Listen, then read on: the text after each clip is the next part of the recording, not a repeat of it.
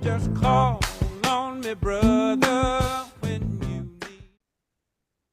need. Sid, I'm Simon, coming to you from the Student Project channel. And with me today is Scarlett, Ivo, and Daniel, who are also part of the Student Project. Today, we have the chance to talk the story with Chisa from Hawaii, who will be sharing stories about her life and experiences. Welcome and thank you for joining us today. How are you doing? I'm doing well. How are you guys doing today? Good. Good. Pretty good. Thanks for Yeah. asking. Chisa, could you give us a quick intro about who you are? Okay, my name is Chisa Kalani. I am 41. I am a mother of three.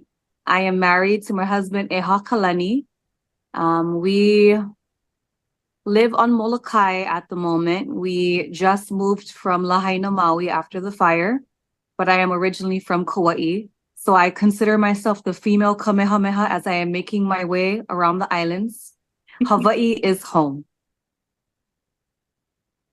Mahalo, Chisa. We're super stoked to have you here. Can you share a bit about your life growing up in Hawaii and how it shaped who you are today? Well, growing up in Hawaii was amazing. It was all I've ever known. My mom is from Hawaii and my grandmother is from Hawaii. And so for generations, my family has been here in the islands. We have a lot of hardworking individuals in my family, but we have coupled with drug addiction. So dealing with that has been pretty difficult. We've been in and out of shelters and homes and beaches.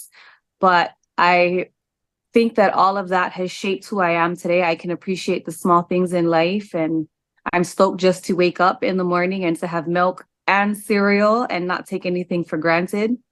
Hawaii is definitely home. I don't see myself anywhere else. Yeah, I feel very blessed to be here. It sounds like both tough but amazing at the same time. Growing up in Hawaii, what role does English play in the local culture from your point of view?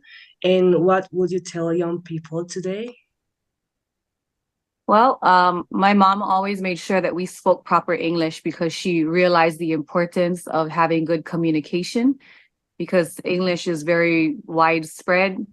But of course, we have our own spin on English. We call it pidgin English. And so it's a form of English that all the people that come here to Hawaii can understand: Filipino, Portuguese, Hawaiian, Chinese, Asian. And so that's the type of pidgin or English that I'm most comfortable with. But it was very stressed that we had to speak proper English as well for job purposes and stuff. So it's important to know your vocabulary. Thank you for sharing those valuable insights. What was it like being a radio DJ, and do you have any memorable moments from your time on air that you'd like to share? Definitely. Being a radio DJ was interesting. It was fun. It was a fun job being young. I was on stage. I got paid to party. I actually met Ipo, and she was one of the biggest supporters in my career, where she pushed me out of my limits. She remembered everyone's names for me when I couldn't remember everyone's names. So I had to shapeshift my English. I had to be local and speak in a way that local people would understand, and I had to be proper in a way that the money Pauli guys could understand. And so you have to be able to kind of shift to know your audience. It was a lot of fun, but it definitely is something for a young kid kind, not for aunties. Can But you yeah, it was a explain lot of what fun. is Auli before they move on? Can you explain what Howley is? Oh, haole is foreigner. It's commonly used, a term used for white people. Yes, colonizers. It's anybody who's not from here, but more commonly associated with anyone with white skin. And so it's kind of could be a negative term in a way, but not. I don't know what the whole like stance is as far as Colombia and being its own sovereign country and all that. We're not going to get in too deep into Hawaiian sovereignty, but yeah, we're in illegal occupation in the US military, and so being haole is a little, man, I sound racist as hell right now. Haole is just white guy. Move on. No, I just wanted them to understand what haole was because you used Okay. it. So, haole and English kind of coincide together. So it's the What do you white. call it in Colombia? Gringo? Gringo. Gringo cracker. Yeah, got it. So yeah, so when we refer to haole and English, it kind of coincides because it's the white man's language. So Yeah. okay. Sorry, In Scott. fact, the word for English in Hawaiian is namu haole. Yeah. Meaning the white man's English. Okay. Okay, as a former radio personality, you've had people watching and listening to your work. What was that experience like, and do you have any advice for others in similar situations? Yeah, that you're not going to please everybody. What you do, you might get praised a little bit, but then you're going to get like, for everyone who loves you, you're going to get a handful of haters too. So just make sure you do your best and be pono. Be pono is being righteous, being right, make sure you're doing the right thing, saying the right thing. You can have your opinions, but do it respectfully. And so you're not going to make everybody happy. And so that's one of the things that is good to learn and to know that. And so not to be too hard on yourself, because I'm pretty self-critical with my style and my work in the past. But yeah, because of course you want to be liked, right? You want everyone to like you, you want everyone to listen to you, and that you have to, as a radio DJ, you have to be likable or else nobody will listen to you. But when you do get that negative feedback, sometimes you just gotta take it in one ear and let it go and move on. And if you can improve yourself, then do it. But if no can, no can. If can. That's right. Did you guys get that? Because that's a very important saying in the islands. If can. If no can, no can. Got that. I love it. I think you're just amazed at you because you're just different than me and from Hawaii. That's great advice. So I'm going to ask the tough question, but today is the 1 year anniversary of the Lahaina fire. How did it affect you and your ohana, and how have you been rebuilding your life since then? Yeah, it's definitely pretty emotional, especially being back here on Maui right now. I see the resilience in my community. I see the suffering. And I've been getting shit because I left. I am not living in Lahaina no more. I am on Molokai. My life has been different, very different. I went from an island that has a lot of conveniences, a lot of stores, a lot of restaurants, to going to an island that has no stoplight, basically no big box store, no Walmart, no nothing. It's hunting and fishing and all that. There's pros and cons to it, but my family is safe, we're healthy, and I go on a big roller coaster ride of emotions. Sometimes I'm happy about the move, sometimes I'm sad, but I have to really appreciate that I'm just alive, and not a lot of people, a lot of people died. So to just be alive, no matter where I am, is a blessing. But yeah, I do pray for Lahaina. We have a lot of people that are really hurting still, especially with all the fires that is popping up. There's a big fire where I am from, born and raised on Kauai, and there was a fire up in Kula, which you can still see kind of right here. So it's trying not to freak out about it and remain, stay calm, stay in my body, remind myself that I'm safe at the moment. So yeah. I can imagine how hard that was for all of you, Lahaina and Maui. I really appreciate you sharing this with us. What do you think it's the most important thing you've learned in your life overall? That this too shall pass. My mom made sure I recited those words. This too shall pass. Whatever you're going through right now, whatever feeling you're feeling right now at this moment, it will not be forever. It will pass. We've had a lot of people that have no hope. And when you have no hope, you're hopeless, and then you do some dumb shit. And this feeling will pass. So that's really important to try to find the blessing in all of it. Wow, that's really good words. Definitely. This too shall pass. So we're gonna change the topic a little bit because that was a little bit tough, I'm sure, for you to answer. Can you tell us about your character Michi in the Adventures of Sassy? What are your thoughts on Michi based on the illustration and description you have seen so far? And how would you like to see Michi evolve in the future? I think it's a very cute character, and I'm just excited to be a part of the project.